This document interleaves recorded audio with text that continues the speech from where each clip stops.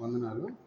దేవుని యొక్క మహాకృపను బట్టి మనందరం ఈ చివరి ఆదివారం మనం ఈ విధంగా మనం కలుసుకోగలిగాం. ఈ చివరి ఆదివారాన్ని మనం ఏమంటామంటే కృతజ్ఞత ఆదివారం అని మనం చెప్పుకోవచ్చు. దేవుడు మనల్ని కాపాడి ఉన్నాడు కాబట్టి ఇది కృతజ్ఞత ఆదివారం.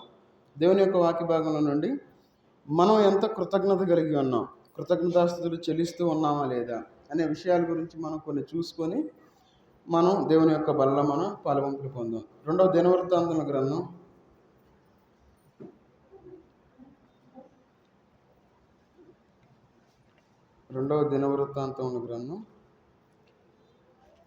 20వ అధ్యాయము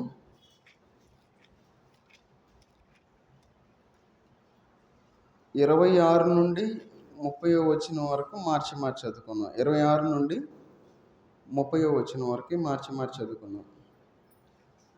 4వ దినమున వారు బెరాకా లోయలో కూడిరి. అక్కడ వారు యెహోవాకు కృతజ్ఞతాస్తుతులు చెల్లించినందున నేటి వరకు ఆ చోటికి బెరాకా లోయ అని పేరు.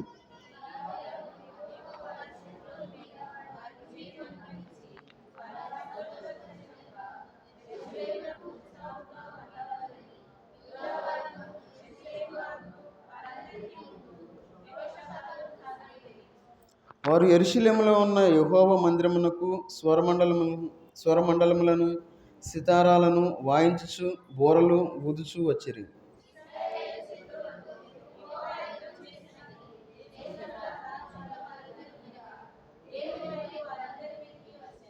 ఈ ప్రకారము ఆయన అతని దేవుడు చుట్టూ ఉన్న వారిని జయించి అతనికి నెమ్మది అనుగ్రహింపగా యెహోషాపాతు రాజ్యము నిమ్మళముగా ఉండెను. ప్రార్థన చేసుకుందాం.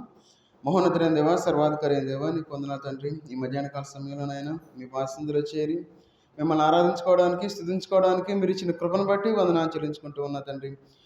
మీ యొక్క కుమారుని యొక్క శరీరంలోను రక్తంలోను పాలు పంపులు పొందబోచుండగానైనా మీ యొక్క వాక్యానుసారంగా వాక్యపు వెలుగులో మమ్మల్ని పరీక్షించుకొని యోగులంగా బలలో పాలు పంపులు పొందలాగినా తగిన సహాయం చేసేయమని అడుగుతున్నా తండ్రి. ఈ చివరి ఆదివారంనైనా ప్రతి ఒక్కరూ బలలో పాలు పంపులు పొందిలాగినా తగిన సహాయం చేసేయమని, మీకు ఆత్మ ద్వారా మమ్మల్ని నడిపించమని యేసుక్రీస్తు వారి నామంలో ప్రార్థించి అడిగి వేడుకుంటూ ఉన్నాం తండ్రి. ఆమేన్. ఇక్కడ మనం చదువుకున్న వాక్య భాగంలో మనం చూసుకున్నట్లయితే 26వ వచనంలో కనబడతా ఉంది. ఏమనంటే వారు యెహోవాకు కృతజ్ఞతాస్తుతులు చెల్లించినందున నేటి వరకు ఆ చోటికి బెరాకా లోయ అని పేరు. తర్వాత 30వ వచనంలో ఉంది. ఏమనంటే ఆ ప్రకారము అతని దేవుడు చుట్టూ ఉన్న వారిని జయించి అతనికి నెమ్మది అనుగ్రహింపగా యెహోషాపాతు రాజ్యము నిమ్మళముగా ఉండెను.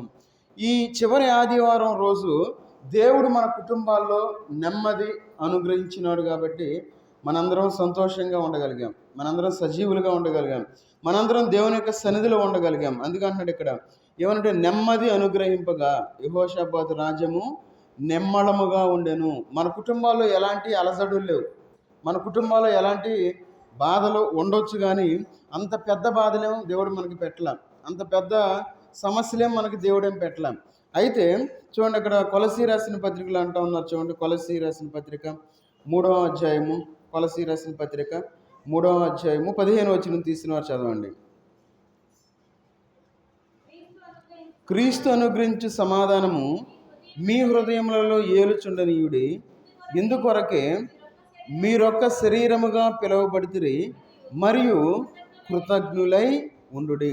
మరి ఈ సంవత్సరం మొత్తంలో మనం దేవునికి కృతజ్ఞులై ఉన్నామా లేదా మనం పరీక్ష చేసుకోవాలి. ఇక్కడ దేవుని యొక్క వాక్య భాగంలో కృతజ్ఞులై ఉండుడి ఎందుకు ఉండాలి అని మనం పరిశీలన చేసుకున్నట్లయితే, క్రీస్తు అనుగ్రహించు సమాధానము మీ హృదయములలో ఏలుచుండనీయుడి. దేవుని యొక్క సమాధానం మనకు ఉన్నది అని మనం చెప్పుకోవచ్చు. దేవుడి సమాధానాన్ని మనకి ఇచ్చాడు. ఈ సమాధానాన్ని ఏలుచుండనీయుడి. ఏలటం అంటే ఏంటి? ఒకవేళ కుటుంబాన్ని ఏలటం అంటే, మన కుటుంబం కోపంతో ఉందనుకోండి, మన కుటుంబంలో పద్దాకు మనం అరుస్తూ ఉన్నాం, కరుస్తూ ఉన్నాం, ఏదో కోల్పోయిన వారుగా ఉన్నాం అనుకోండి, దేవుని యొక్క సమాధానాన్ని మన కుటుంబంలో ఏలనిచ్చేవారం కాదు అని మనం అర్థం చేసుకోవాలి. దేవుని సమాధానాన్ని మనం ఏం చేయాలి? మన కుటుంబంలో ఏలే విధంగా మనం ఉంచాలి. ఏలటం అంటే ఏంటి?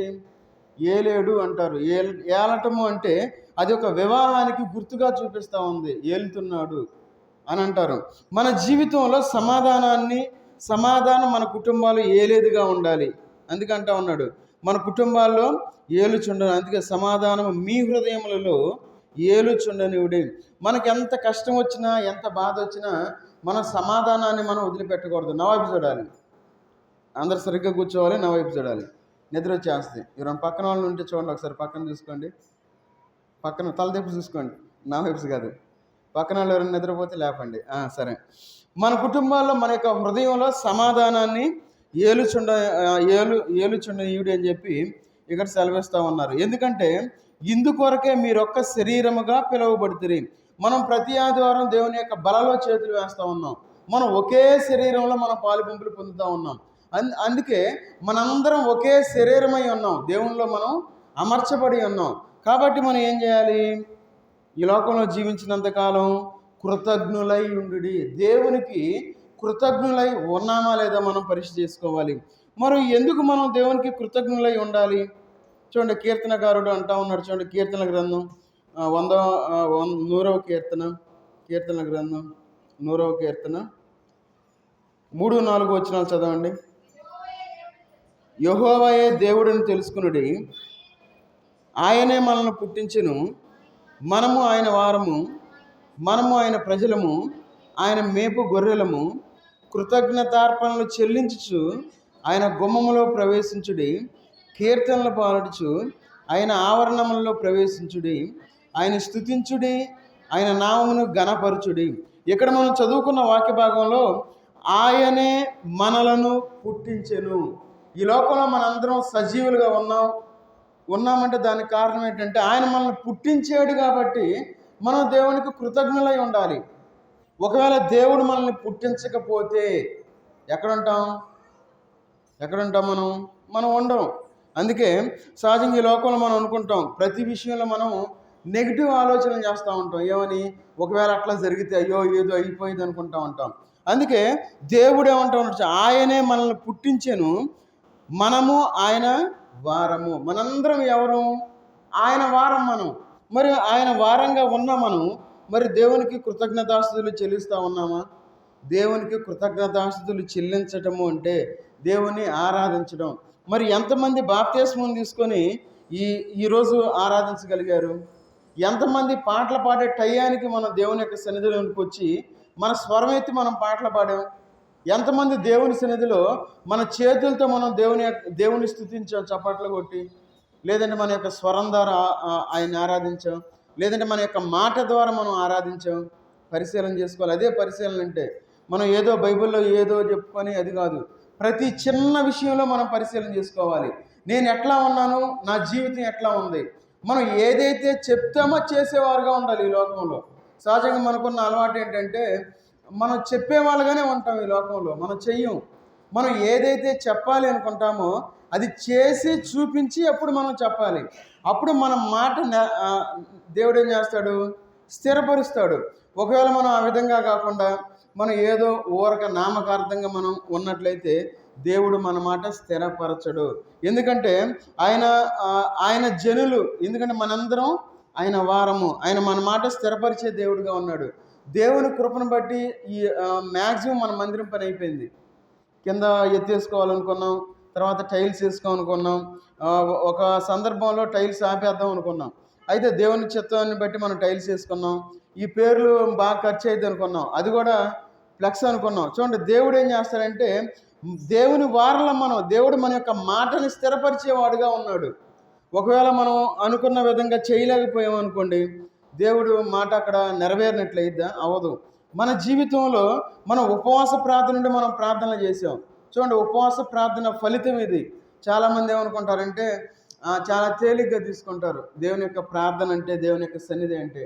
మన జీవితంలో మనం చాలా జాగ్రత్తగా ఉండాలి. ఆ ఉపవాస ప్రార్థన ఫలితాన్ని మనం చూస్తూ ఉన్నాం.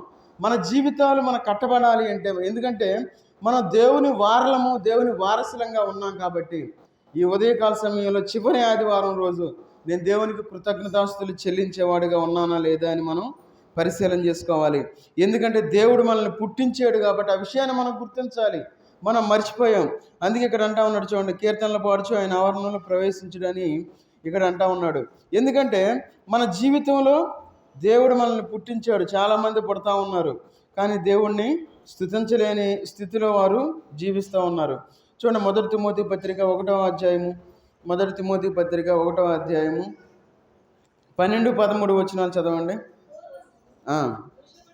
దోషకుడను, హింసకుడను, హానికరుడనైన నన్ను తన పరిచర్యకు నియమించి నమ్మకమైన వానిగా ఎంచినందుకు నన్ను బలపరిచిన మన ప్రభు అయిన క్రీస్తు యేసుకు కృతజ్ఞుడనై ఉన్నాను. తెలియక అవిశ్వాసం వలన చేసితిని గనుక కనికరింపబడితిని. ఇక్కడ అపోస్తలుడైన పౌలు గారు మాట్లాడుతూ ఉన్నారు. ఏమని? పూర్వము దోషకుడను. మన జీవితాలు ఎలాంటివి అంటే, ఇంతకుముందు మనం ఎలాంటి వారం మనకు తెలుసు, పక్కన వాళ్ళకంటే మనకే బాగా తెలుసు మన స్థితి ఎలాంటిదో, మనం ఏ విధంగా మాట్లాడతాం, మన యొక్క నడవడిక ఏ విధంగా ఉంది. దేవుడు పనికిరాని మనల్ని దేవుని సన్నిధిలో నిలబెట్టుకునేటట్లు మనల్ని చేశాడు. ఆయన దేవుని సన్నిధిలో మనం వాడబడేటట్లు ఆయన చేశాడు. దేవుని సన్నిధిలో మనం ఆరాధించేటట్లు ఆయన చేశాడు. మనం ఎందుకు పనికిరాని వారం? మనం ఒకసారి మనం ప్రశ్నించుకున్నట్లయితే, మనం దేనికైనా పనికొచ్చేవారమా?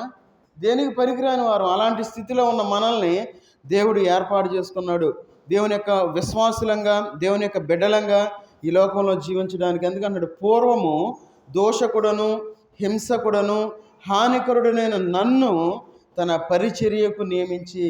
మన స్థితి ఇంకా అధ్వానంగా ఉంది. మనం ఈ లోకంలో జీవించినప్పుడు మనం ఏమేమి పనులు చేసామో అన్నీ మనకు తెలుసు. మన జీవితంలో ఒక నెమరేసుకోవాలి. ఎలాంటి పనికిరాని వాడు నన్ను దేవుడు ఏర్పాటు చేసుకొని తన యొక్క సన్నిధిలో నిలవబెట్టుకున్నాడు. కాబట్టి నేను దేవునికి కృతజ్ఞత చెల్లించేవాడుగా ఉండాలని చెప్పి మనం గుర్తు చేసుకోవాలి. మనం మర్చిపోయే ఆ విషయాన్ని, అవన్నీ మర్చిపోయి నేను పరిశుద్ధుడను, నేను బాగా ప్రార్థన చేస్తాను, నేను బాగా పాటలు పాడతాను, నేను బాగా ఏదైనా చేయగలను, దేవుని సన్నిధిలో ఉండగలను, ఇవన్నీ గుర్తుపెట్టుకొని అసలు మన పూర్వస్థితిని మనం మర్చిపోయేవారుగా ఈ లోకంలో జీవిస్తూ ఉన్నాం. ఎందుకంటున్నాడు ఇక్కడ చూడండి, నన్ను బలపరిచిన మన ప్రభు అయిన క్రీస్తు యేసుకు కృతజ్ఞుడనై ఉన్నాను. ఎవరైతే కృతజ్ఞులై ఉంటారో దేవుణ్ణి ఎవ్వరూ మర్చిపోరు. దేవుని సన్నిధిలో ఉండడానికి మనం ఇష్టపడేవారుగా ఉంటాం. ఈ చివరి ఆదివారం మనం పరీక్ష చేసుకుందాం. నేను ఎట్లా ఉన్నాను, నా బ్రతుకు ఎట్లా ఉంది, నా మాటలు ఎట్లా ఉన్నాయి. ఒకవేళ నేను ఇంకా మారకపోతే ఇక నుండైనా నేను మారతానని చెప్పి దేవుని దగ్గర మనం క్షమాపణ అడిగి మన యొక్క మనసును మార్చుకొని, ఈ లోకంలో ఎన్ని వారాలైంది మనం దేవునికి ఆరాధన చేయకుండా ఉండి, ఎన్ని వారాలైంది మనం దేవుణ్ణి మన నోటి ద్వారా పాటల ద్వారా మనం ఆరాధించి, ఎన్ని వారాలైంది మన బల్లో చేతులు వేసి పరీక్ష చేసుకోవాలి. పరీక్ష చేసుకొని పరిశీలన చేసుకొని మనం ముందుకు సాగిపోవాలి. ఈ క్షణం మనం ఆలోచించినట్లయితే ఎంతోమంది చనిపోయారు, ఎంతోమంది ఈ సంవత్సరం చూడాల, ఈ చివరి ఆదివారంలో అడుగు పెట్టల, సడన్గా చనిపోతూ ఉన్నారు. ఏమని? ఇప్పటివరకు బాగానే ఉన్నాడయ్యా, లేదంటే బాగానే ఉందయ్యా, ఏమైందో తెలియదు అని చెప్పి మనం అనుకుంటూ ఉంటాం. మనం ఎందుకు కృతజ్ఞులై ఉండాలి అంటే, మనం సజీవులుగా ఉన్నాము అనే విషయాన్ని మనం గుర్తుపెట్టుకోవాలి. అందుకే ఇక్కడ అంటా ఉన్నాడు చూడండి, యెషయా గ్రంథం 38వ అధ్యాయము, యెషయా గ్రంథం 38వ అధ్యాయము 19వ వచనం చదవండి. 38. సజీవులే కదా నిన్ను స్తుతించుదురు, ఈ దినమున నేను సజీవుడనై నిన్ను స్తుతించుచున్నాను. తండ్రులు కుమారులకు నీ సత్యమును తెలియజేతురు, యెహోవా నన్ను రక్షించువాడు. ఈ సజీవులే కదా నిన్ను స్తుతించుదురు. మనం సజీవులుగా ఉన్నాము అనే విషయాన్ని మనం మర్చిపోకూడదు. మనం సజీవులుగా ఉన్నాము, దేవుడు నన్ను కాచి కాపాడుతూ ఉన్నాడు అనే విషయాన్ని మనం మర్చిపోకపోతే, మనం ఏం చేస్తాం? మర్చిపోకుండా ఉంటే ఖచ్చితంగా మనం దేవుడిని ఆరాధించేవారుగా ఉంటాం. మన యొక్క మారు మనసు పొంది మనం బాప్తీసం తీసుకునేవారుగా ఉంటాం. బాప్తీసానికి కొంతమంది పేర్లు ఇచ్చారు, సంఘ కూడికలు రాలేకపోతూ ఉన్నారు, దేవుళ్ళు నిలబడలేకపోతూ ఉన్నారు. మరి బాప్తీసం ఎట్లా తీసుకుంటారు? పరిశీలన చేసుకోవాలి. అదే పరీక్ష. వాక్యానుసారంగా మనం పరిశీలన చేసుకొని మనం ముందుకెళ్ళాలి. ఒకవేళ వాళ్ళు అనుకోవచ్చు, అయ్యా మరి బాప్తీసం తీసుకున్న వాళ్ళు సంఘ కూడికలు రావట్లేదుగా, వాళ్ళు అక్కడ కనపడుతున్నారు, ఎక్కడ కనపడుతూ ఉన్నారు, మరి నేను ఎట్లా బాప్తీసం తీసుకోవాలి, వారు ఆరాధించట్లేదుగా, లేదంటే బలలో చేతులు వేయట్లేదు కదా అని అనుకోకూడదు. మనమే మనం పరిశీలన చేసుకోవాలి. మనం దేవునిలో ఉండి దేవుని వైపు మనం చూసేవారుగా ఉండాలి. దేవునిలో మనం సాగిపోయేవారుగా ఉండాలి. దేవుని యొక్క చిత్తానుసారంగా మనం ఈ యొక్క చివరి ఆదివారాలకు దేవుడు మనల్ని నడిపించి ఉన్నాడు. అందుకే అక్కడ అంటా ఉన్నాడు ఏమనంటే, యెహోవా నన్ను రక్షించువాడు, ఆయన మనల్ని రక్షించేవాడుగా ఉన్నాడు ఆయన. కాబట్టి మనం దేవుణ్ణి ఆరాధించాము, దేవుణ్ణి స్తుతించాం. ఆ విషయాన్ని మనం గుర్తుపెట్టుకోవాలి. కాబట్టి చూడండి, కీర్తనకారుడు ఏమంటా ఉన్నాడు, కీర్తనల గ్రంథం 6వ అధ్యాయము, కీర్తనల గ్రంథం 6వ అధ్యాయము 5-6 వచనాలు చదవండి. నిన్ను గూర్చిన జ్ఞాపకం లేదు, పాతాళములో ఎవరు నీకు కృతజ్ఞతాస్తుతులు చెల్లించుదురు. నేను మూలుగుచు అలసి ఉన్నాను, ప్రతి రాత్రియు కన్నీరు విడుచుచు నా పరుపు తేలజేయుచున్నాను. నా కన్నీళ్ల చేత నా పడక కొట్టుకొని పోవుచున్నది. ఎందుకు ఈ మాట అంటా ఉన్నాడు? ఇక్కడ మనం పైన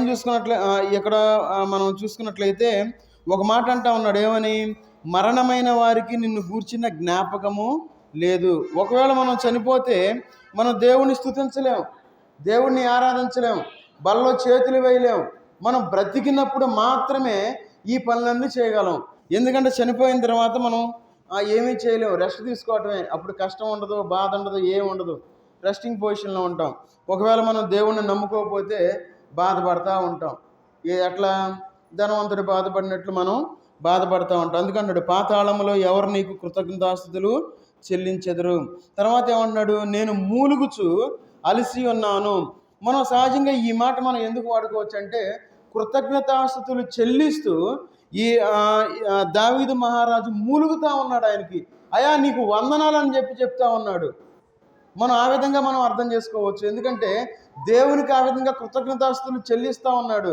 అయ్యా నేను అల్పుడిని, నేను ఎందుకు పనికిరాని వాడిని, నన్ను సజీవుల లెక్కలో ఉంచావు, నన్ను కాపాడుతూ ఉన్నావు, శత్రువుల నుండి నన్ను విమోచిస్తూ ఉన్నావు అని చెప్పి దేవునికి ఎంతగానో కృతజ్ఞతాస్తుతులు చెల్లిస్తూ ఉన్నాడు.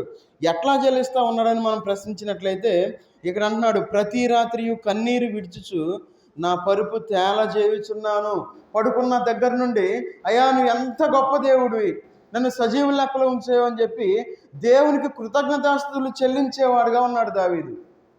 ఈ మాట మనం ఎట్లా అర్థం చేసుకోవచ్చు అంటే, 5వ వచనం అంటా ఉన్నాడు ఏమని, కృతజ్ఞతాస్తుతులు చెల్లించాలి అని చెప్పి చెప్తా ఉన్నాడు. తర్వాత దేవునికి కృతజ్ఞతాస్తుతులు ఏ విధంగా చెల్లిస్తూ ఉన్నాడో చెప్తా ఉన్నాడు. మరి మనం ఎప్పుడైనా ఆ విధంగా కృతజ్ఞతాస్తుతులు చెల్లించామా? ఆదివారం వస్తాం, వాక్యం చెబుతాం, వాక్యం అర్థం కాకపోతే మనం ఏమంటామంటే, అయ్యా వాక్యం అర్థం కావట్లేదు, నేను ఆరాధన చేయలేదు అంటాం. చెప్పేది వాక్యమే, అర్థం కాలేదు, నేను ఆరాధన చేయలేదు అంటాం. మరి దావీదు మహారాజు తన జీవితంలో ఎవరు చెప్పారు వాక్యం? దేవుడు చేసిన కార్యాలను బట్టి, ఆ కార్యాలు తలబోసుకుంటా, తన యొక్క బాధలను బట్టి, తన యొక్క వేదనలన్నీ గుర్తు చేసుకొని, అయ్యా దేవా నేను ఎంత కష్టంలో ఉన్నాను, ఎంత వ్యాధిలో ఉన్నాను, ఎంత బాధలో ఉన్నాను, ఈ స్థితిలో ఉన్నప్పుడు నువ్వు నన్ను రక్షించేవయ్యా, నీకు వందనాలని చెప్పి కన్నీటితో దేవునికి కృతజ్ఞతాస్తుతులు చెల్లించిన వాడుగా ఉన్నాడు. మరి మనకంతా బాగుంటే మనం ఏం చేస్తాము? అయ్యా నీకు వందనాలని చెప్పి దేవునికి స్తుతి చెల్లించేవారుగా ఉన్నాం. మరి మనకి ఏమీ బాగానప్పుడు మనం ఏం చేస్తాం? ప్రార్థనకు కూడా రాము. ఏదో అంతా కోల్పోయిన వారంగా, వరదలు వచ్చి కోల్పోయి, సునామీ వచ్చి కోల్పోయిన వారంగా, లేదంటే మన యొక్క ఇల్లు భూకంపం వచ్చి కూలబడిపోయిన విధంగా మనం అన్నీ మర్చిపోయి మంచానికి అతుక్కుపోయి దేవుణ్ణి ఆరాధించడం కూడా మనం మర్చిపోతూ ఉన్నాం. మనం ధ్యానించుకుందాం, మన ప్రార్థనలు ఎక్కడ ఉంటాయి? సువర్ణ పాత్రలో భద్రం చేయబడినట్లు ప్రకటన గ్రంథంలో మనం చూసాం. మరి అంత దేవుడు మనల్ని అంత విలువగా చూస్తూ ఉంటే మరి మనం దేవుణ్ణి ఆరాధించకుండా మనం ఏం చేస్తున్నాం? ఒకవేళ మనం ఏదన్నా పని మీద బయటికి వెళ్తే ఓకే, ఇబ్బంది లేదు. మనం ఇంట్లో ఉండి దేవుని సన్నిధికి ఎందుకు రాలేకపోతా ఉన్నాం? అదే పరిశీలన, అదే పరీక్ష చేసుకుందాం. నేను ఎట్లా ఉన్నాను? దేవుడు అట్లా ఉన్నా సరే దేవుడు కాపాడి ఎప్పటివరకు సజీవుల లెక్కలో ఉంచుకున్నాడు. కాబట్టి మనం మారేవారుగా ఉండాలి. ఎందుకంటే ఇక్కడ అంటా ఉన్నాడు, సజీవులే కదా ఆయన్ని స్తుతించేవారుగా ఉన్నారు. తర్వాత మనం చూసుకున్నట్లయితే మనం ఆ పరిశీలన చేసుకోవాలి. ఎందుకంటే దేవుడు మనల్ని పోషించేవాడుగా ఉన్నాడు ఆయన. చూడండి, ద్వితీయోపదేశకాండం 8వ అధ్యాయము, 10వ వచనం చదవండి. నీవు తిని తృప్తి పొంది నీ దేవుడైన యెహోవా నీకిచ్చిన మంచి దేశమును బట్టి ఆయన్ను స్తుతింపవలెను. మనం ఏం చేయాలంటే ఈ లోకంలో నీవు తిని తృప్తి పొంది సుఖంగా పడుకో అంటలా. విజ్ఞాపన ప్రార్థన రోజు ఊరు కనపడరు, తక్కువ, చాలా తక్కువ మంది. ఏళ్ళ మీద లెక్కేయచ్చు, 1 2 3 4 5 6 అంతే. చక్కగా మనం తింటున్నాం, తృప్తిగా పడుకుంటున్నాం. ఒకవేళ బాధ కలిగితే ఎవరేమనుకోవద్దు. మనం ఎందుకంటే దేవునికి ఇవ్వవలసిన స్థానాన్ని టీవీలు కొట్టేసినాయి. టీవీకి మనం ఇచ్చేసాం, ఫోన్లకి ఇచ్చేసాం, చూడండి అనవసరమైన ముచ్చట్లకి ఇచ్చేసాం ఈ లోకంలో. అయినా దేవుడు మనల్ని తినడానికి ఆహారం ఇస్తా ఉన్నాడు. అందుకే ఇక్కడ అన్నాడు, మీరు తిని తృప్తి పొంది నీ దేవుడైన యెహోవా నీకు ఇచ్చిన మంచి దేశమును బట్టి ఆయనను స్తుతింపవలను. దేవుడు మనకు ఒక మంచి కుటుంబాన్ని ఇచ్చాడు. ఆ కుటుంబాన్ని బట్టి మనం దేవుణ్ణి స్తుతించేవారుగా ఉండాలి. మనం పరిశీలన చేసుకోవాలి.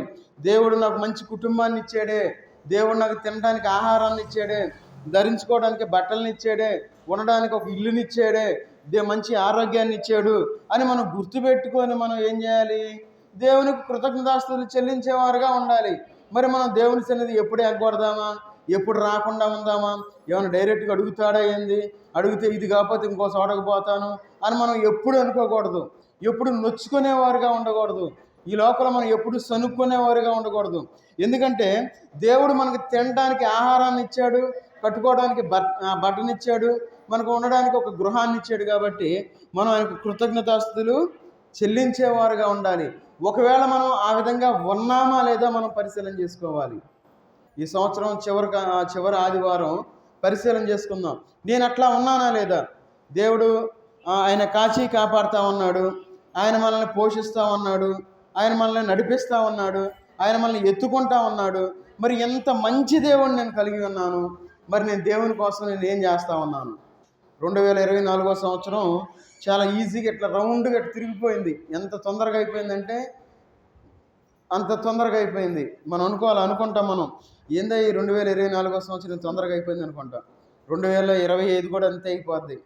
మన జీవితంలో దేవుడు మనల్ని కాచి కాపాడుతూ ఉన్నాడు. మన కుటుంబంలో తినడానికి ఆహారాన్ని ఇచ్చాడు. ఎంతమంది ఆహారం లేక అల్లాడిపోతూ ఉన్నారు ఒకసారి మనం పరిశీలన చేసుకున్నట్లయితే. సరే చూడండి, ఆదికాండం 28వ అధ్యాయము ఒకసారి మన దేవుని యొక్క వాక్య భాగంలో చూద్దాం. ఆదికాండం 28వ అధ్యాయము 20, 21, 22 వచనాలు చదవండి. నేను తిరిగి దేవుడు నాకు తోడై ఉండెను, ఈ మార్గంలో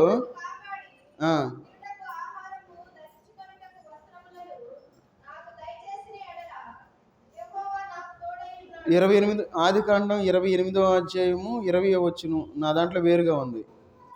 మీ దాంట్లో అది ఉందా?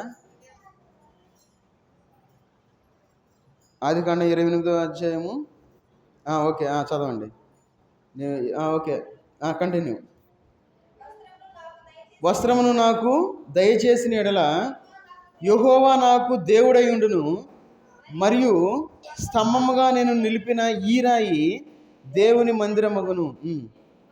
మరియు నీవు నాకిచ్చు యావత్తులో 10వ వంతు నిశ్చయముగా నీకు చెల్లించదనని మొరొక్కుకొనెను. ఇక్కడ అంటే ఇది కొంచెం లేటెస్ట్ బైబిల్ అవటం వల్ల ఏమైందంటే 1, 2 వచనాలు కొంచెం ముందుకెళ్ళిపోయినాయి. ఈ లేటెస్ట్ బైబిల్ ఏం చేస్తూ ఉంటారంటే కొంచెం చేంజ్ అవుతూ ఉంటాయి అన్నమాట.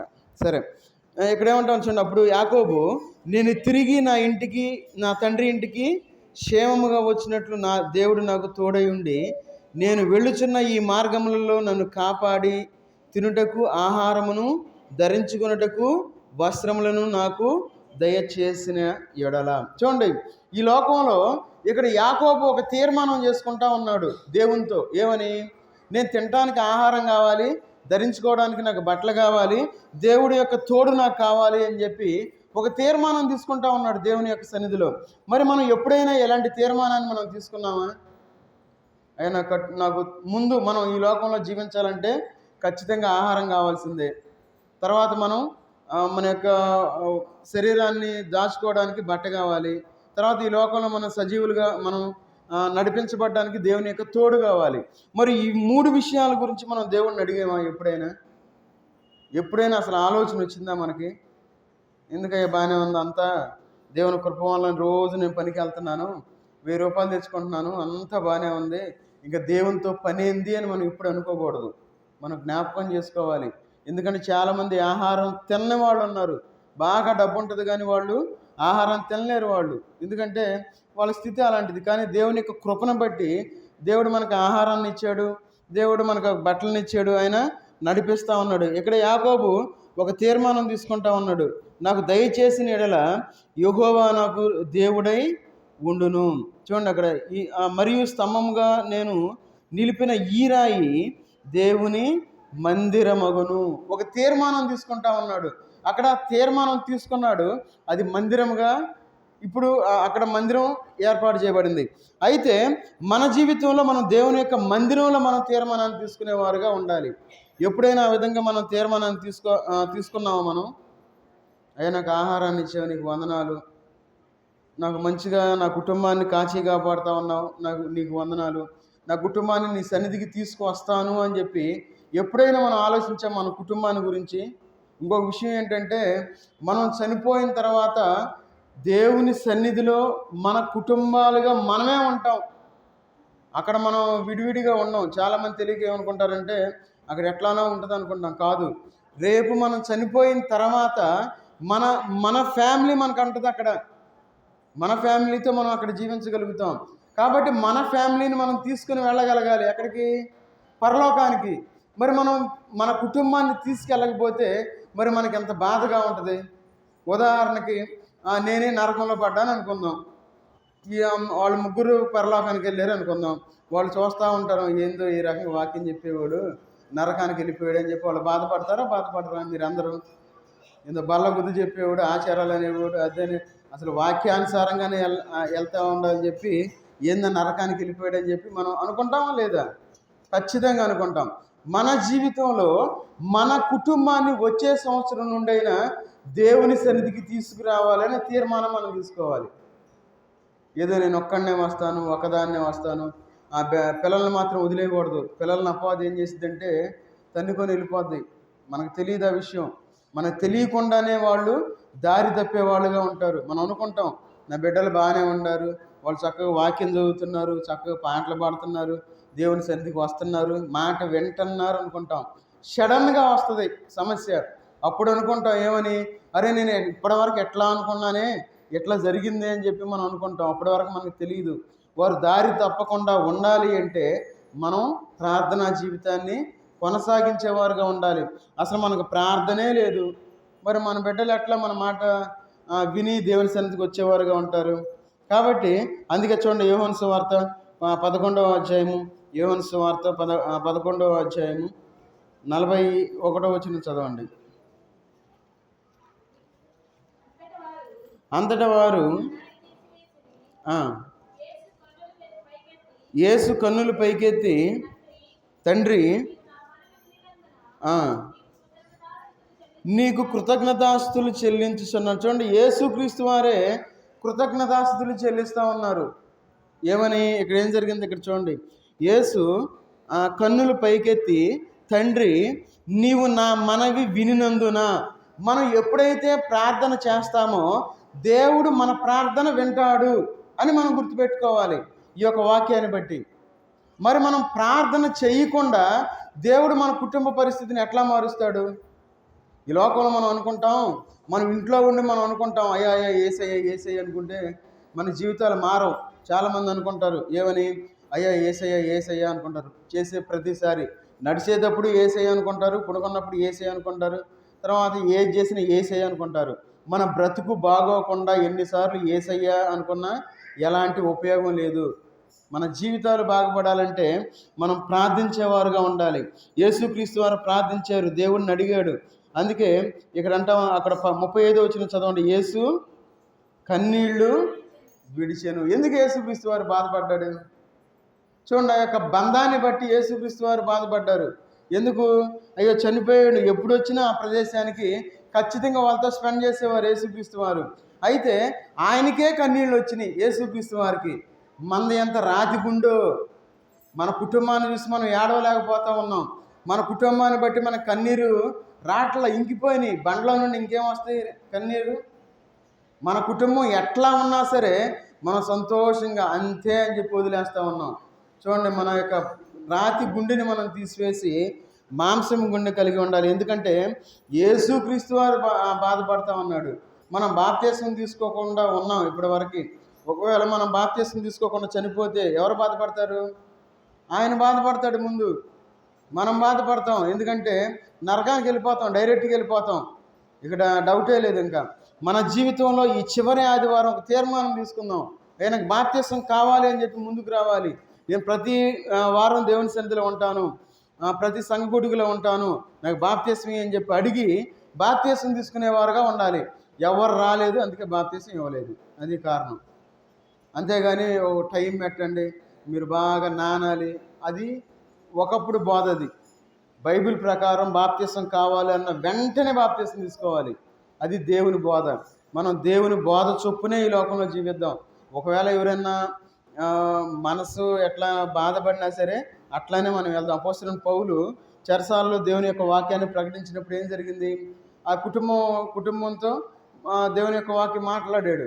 కుటుంబం మొత్తం బాప్తిస్మం తీసుకున్నారు. కుటుంబం అంటే తల్లి, తండ్రి, ముసలోళ్ళు ఇద్దరు ఉంటారు, చిన్నపిల్లలు ఉంటారు, ఖచ్చితంగా వాళ్ళందరూ ఆ క్షణంలో బాప్తిస్మం తీసుకున్నారు ఆ చెరసాల నాయకుడిని బట్టి. మరి మనము ఎన్నో సంవత్సరాల నుండి దేవుని సన్నిధికి వస్తూ ఉన్నాం, మరి ఎందుకు బాప్తిస్మం తీసుకోలేకపోతా ఉన్నాం? మరి మన బిడ్డలు బాప్తిస్మం తీసుకుంటే వాళ్ళు వేరే ఆలోచన రాదు. ఒకవేళ వచ్చినా దేవుడు వాళ్ళతో మాట్లాడి మళ్ళా దేవుని సన్నిధికి తీసుకొస్తాడు. మనం బాప్తిసాన్ని మర్చిపోయాం, మన బోధనే మర్చిపోయాం, అన్నీ మర్చిపోయి నేను బాగానే ఉన్నాను అని చెప్పి అనుకుంటా ఈ లోకంలో జీవిస్తూ ఉన్నాం. కాబట్టి దేవుడు మన యొక్క ప్రార్థనని ఆలకించే దేవుడుగా ఉన్నాడు, వినే దేవుడుగా ఉన్నాడు. అందుకన్నాడు ఏమనంటే, నీవు నా మనవి వినినందున నీకు కృతజ్ఞతాస్తులు చెల్లించుతున్నాను.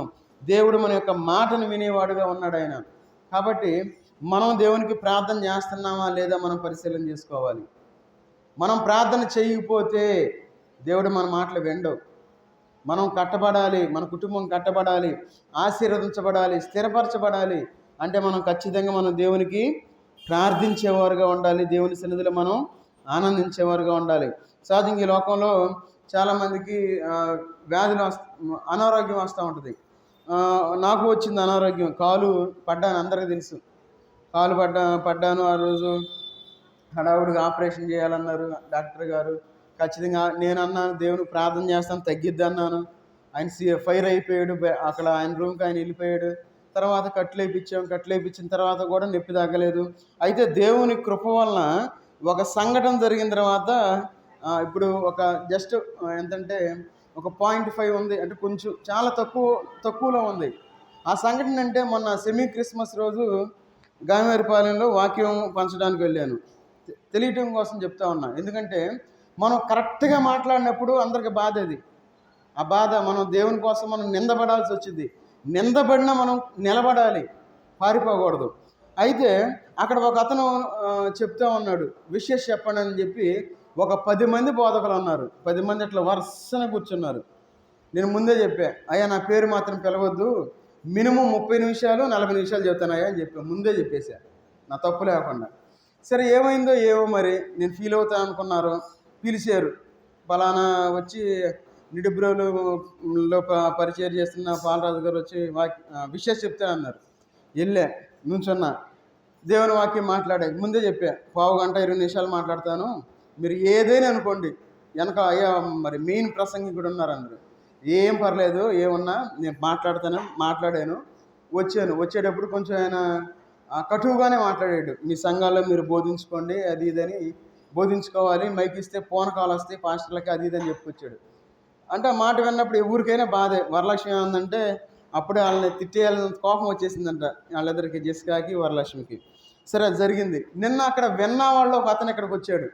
అతను అంటా ఉన్నాడు, ఏమనంటే, అన్న నువ్వు బాగా చెప్పావన్నా, ఎవరు చెప్పలేదు, ప్రతి సెమీ క్రిస్మస్కి అట్లానే జరుగుతుంది, అక్కడ వాక్యం ఎవరు చెప్పలేదు, నువ్వు కరెక్ట్గా 20 నిమిషాలు అన్నావు, 20 నిమిషాలే మాట్లాడావు, నువ్వు చెప్పింది కరెక్ట్ అన్నా, నువ్వు కరెక్ట్గా చేసావన్నా అంటున్నాడు ఆయన.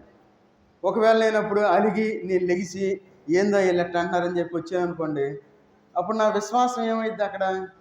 నేనేమో బల్లగుద్ది మాట్లాడుతూ ఉంటాను.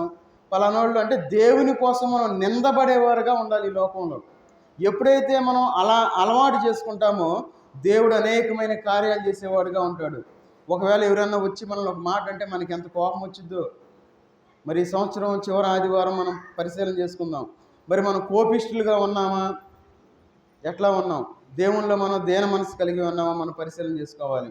సరే, మన జీవితంలో చూడండి, లోకాసు వార్త 17వ అధ్యాయము. లోకాసు వార్త ఎందుకు ఈ మాట చెప్పానంటే, దేవునిలో ఉన్నప్పుడు దేవుడు మన ప్రతి బాధను మనం తీసేసేవాడుగా ఉన్నాడు. అందుకే నా కాలు నొప్పి కూడా చాలా వరకు తగ్గిపోయింది. ఇంకా చాలా తక్కువ మోతాదులో ఉంది. అది జరిగిన తర్వాత ఆటోమేటిక్ అనుకున్నా, ఏందా ఎంత మార్పు వచ్చింది అనుకున్నా, నాకే అర్థం కాల. చూడండి, దేవుడు అంత గొప్ప దేవుడిగా ఉన్నాడు ఆయన. చూడండి, లోకాసు వార్త 17వ అధ్యాయము 16వ వచనం చదవండి. గొప్ప శబ్దముతో దేవుని మహిమపరచుచు తిరిగి వచ్చి ఆయనకు కృతజ్ఞతాస్తులు చెల్లించుచు ఆయన పాదముల యొద్ద సాగిలపడెను. వాడు సమరయుడు. ఇక్కడ మనం చదువుకున్న వాక్య భాగంలో మనం చూసుకున్నట్లయితే ఒక సమరయుడు మనకు కనబడతా ఉన్నాడు. ఈ సమరయుడు ఏం చేశాడు? అక్కడ ఏం జరిగింది? అక్కడ స్వస్థత కలిగింది. వారిలో ఒకడు తనకు స్వస్థత కలుగుట చూచి గొప్ప శబ్దముతో, మన యొక్క శరీరంలో స్వస్థత కలగాలి అంటే మనం ఏం చేయాలి? నిద్రపోయి లగవాలి. స్వస్థత కలగాలి అంటే మనం ఏం చేయాలి? దేవుణ్ణి అడిగేవారుగా ఉండాలి. చూడండి, ఇక్కడ స్వస్థత కలిగినప్పుడు మనం ప్రార్థించేవారుగా ఉండాలి. స్వస్థత కలిగిన వెంటనే దేవునికి కృతజ్ఞతాస్తుతులు చెల్లిస్తూ ఉన్నారు. దేవుడు చేసిన కార్యాలను బట్టి మనం ఏం చేయాలి? దేవుడు అనేకమైన వ్యాధులు, అనేకమైన బాధలు ఈ సంవత్సరం అంతా మనకు వచ్చినాయి. అయితే దేవుడు మనల్ని కాశీ కాపాడాడు. దాన్ని మనం గుర్తుపెట్టుకోవాలి. అయ్యా, అనేకమైన బాధల్లో, అనారోగ్య పరిస్థితుల్లో నువ్వు తోడుగా ఉన్నావు. ఈ సంవత్సరాంతం వరకు నన్ను నడిపించావు, నా కుటుంబాన్ని నడిపించావు అని చెప్పి మనం గుర్తుపెట్టుకోవాలి. మనం మర్చిపోకుండా మనం దేవునికి కృతజ్ఞతాస్తులు చెల్లించేవారుగా ఉండాలి. ఎవరైతే దేవుని యొక్క బలలో చేతులు వేయటం కూడా కృతజ్ఞతాస్తులు చెల్లించడమే. అంటే ఎవరైతే సిద్ధపడిన వాళ్ళేగా వేసేది, సిద్ధపడిన వాళ్ళు ఏరుగా. ఒకవేళ సిద్ధపడిన వాళ్ళు దేవుని సన్నిధిలో అయ్యా మరలా నేను పాపం చేయనని చెప్పి ఒప్పుకొని వేసి మళ్ళా మనం అదే కంటిన్యూ చేయాలి. మళ్ళీ ఆ పాపం జోలికి వెళ్లకుండా. చూడండి, చివరగా కీర్తన గ్రంథం 107వ అధ్యాయము. కీర్తన గ్రంథం 107వ అధ్యాయము. కీర్తన గ్రంథం 107వ అధ్యాయము 17వ వచనం నుండి 21 దాకా చదవండి.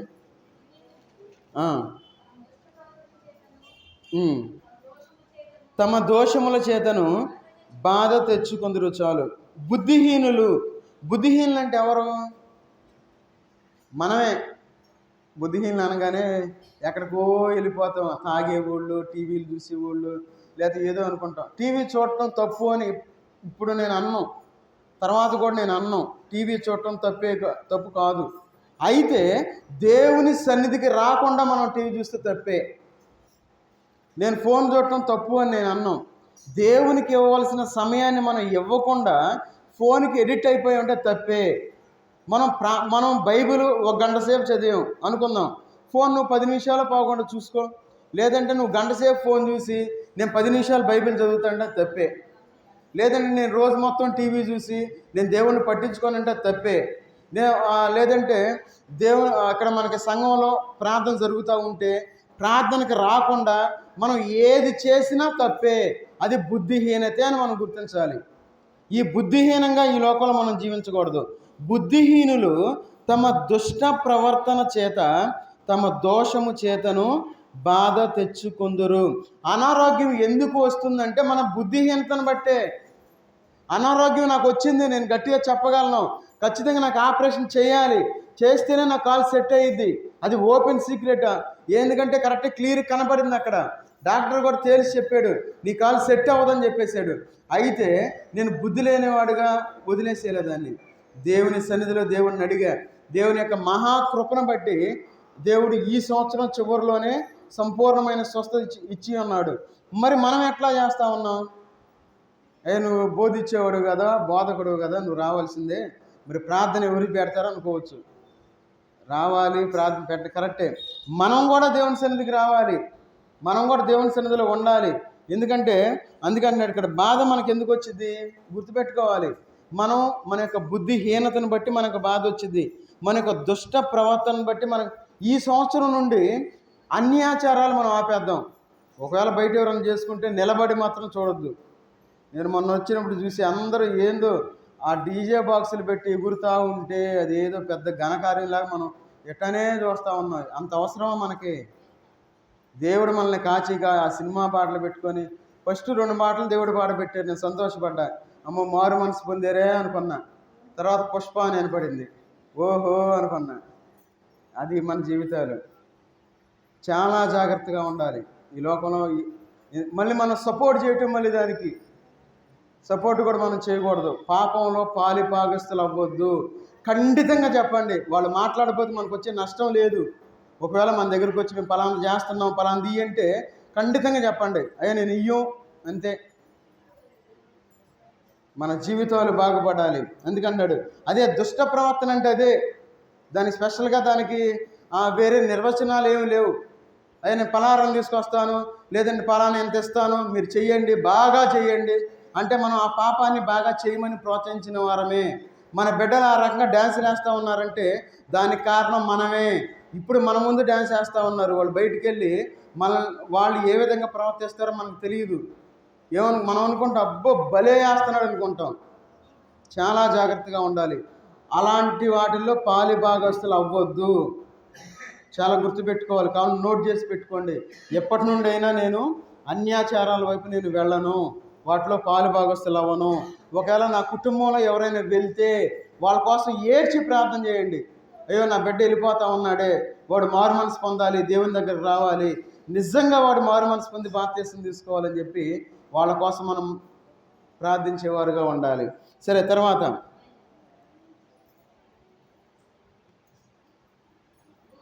భోజన పదార్థములన్నీ వారి ప్రాణమునకు అసహ్యమగును, వారు మరణ ద్వారములను సమీపించుదురు. కష్టకాలమందు వారు యెహోవాకు మొర్రపెట్టిరి, ఆయన వారి ఆపదల్లో నుండి వారిని విడిపించెను. ఆయన తన వాక్కును పంపి వారిని బాగు చేసెను. ఆయన వారు పడిన గుంటల్లో నుండి వారిని విడిపించెను. ఇక్కడ చూడండి 20వ వచనంలో ఆయన తన వాక్కును పంపి వారిని బాగు చేసెను. ఆయన వాక్కు అంటే ఎవరంటే యేసుక్రీస్తు వారు.